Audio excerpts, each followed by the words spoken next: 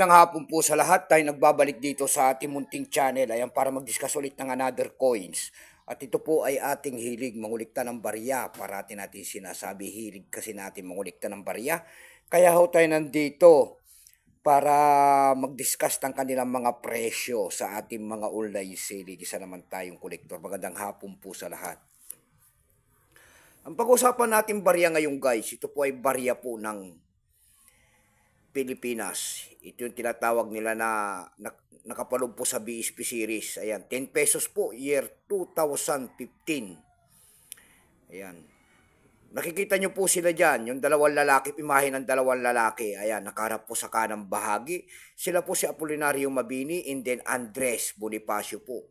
Pagkatalikod naman natin, makikita nyo po ang isang imahe po ng year 1993, ang pagtatag ng ating Bangko Sentral.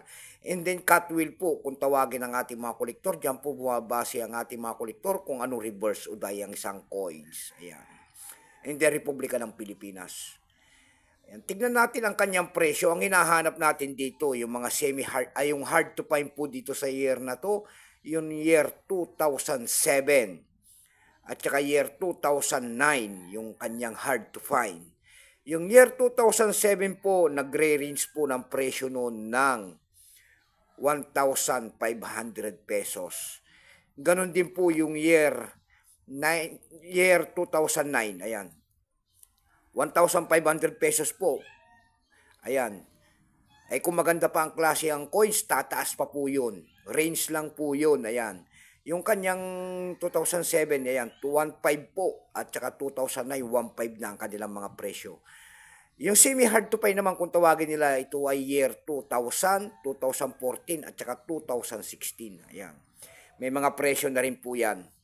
Pero itong year 2015 na ito, tignan natin ang kanyang presyo na sa ating mga pamilihan ng coins. Pero bago yan tayo magpapasalamat muna sa lahat ng tagapagsubaybay dito sa ating munting channel. Lalo-lalo na ang ating mga subscriber dyan. Thank you so much sa inyong lahat at magandang hapon po. Ayan, maraming salamat din po sa nanonood doon sa ating FB page. Ayan, Samuel Soriano po. Lahat po na nakapalo sa aking FB page. Thank you so much. God bless po. Ayan, pakipalo nyo naman sana ang ating FB page at maraming salamat. Yun naman po hindi pa po nakapag-subscribe dito sa ating munting channel at malaking bagay na kasi yan dito sa atin. Ayan. Ang pagpindot nyo sana ng ating subscribe button, like and share para ma-update ko naman kayo sa mga bago ko pang ilalabas na video. Ayan po ang ating pag-uusapan na 10 pesos po, year 2015. Ayan, tignan natin ang kanyang presyo, pero bago yan kilalanin mo muna natin siya. Excuse me po.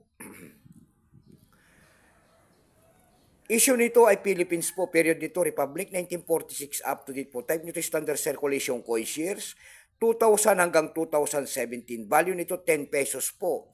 Nakapaloob po yan sa BSP series, currency piso 1967 up to date po. Composition yan, kung anong materialis ang ginamit sa barya na yan, yan po ay bimetallic aluminum bronze. Center and copper nickel ring. May bigat lamang itong 8.7 grams. May haba naman itong 26.5 mm. May kapal po naman itong 2.14 mm. Hugis po bilog. Orientation yan ay middle alignment. Number N-4519. Reference number KM-278. Ito pong 2015 na ito, kung tawagin nila, ito po ay reverse die 3B. Ito ay 5% lamang. Ayan, wala pa pong may pakita ang ating Bangko Sentral sa barya na ito at ito yung ginagamit pa natin. Pero may price na rin po yan doon sa ating numista.com. Binigyan na po ng presyo ng ating mga kolektor. Yung kanyang extra fine po ay nagkakahalaga na ng 28 pesos, almost ang circulated 28. Dako tayo sa kanyang presyo. Ayan, doon sa ating ebay.com, ayan, nag-iisa yung nakita natin nagbebenta doon. Binibenta niya na po doon yung year 2015 niya ng $24. Dako naman tayo sa Carousel PH. Sa Carousel PH naman po, meron tayo nakita nagbebenta nito ng 280 pesos. Nasundan po yan ng 180 pesos. Ayan lamang po ang aking may babaging kanyang presyo. Keep safe po sa lahat and God bless.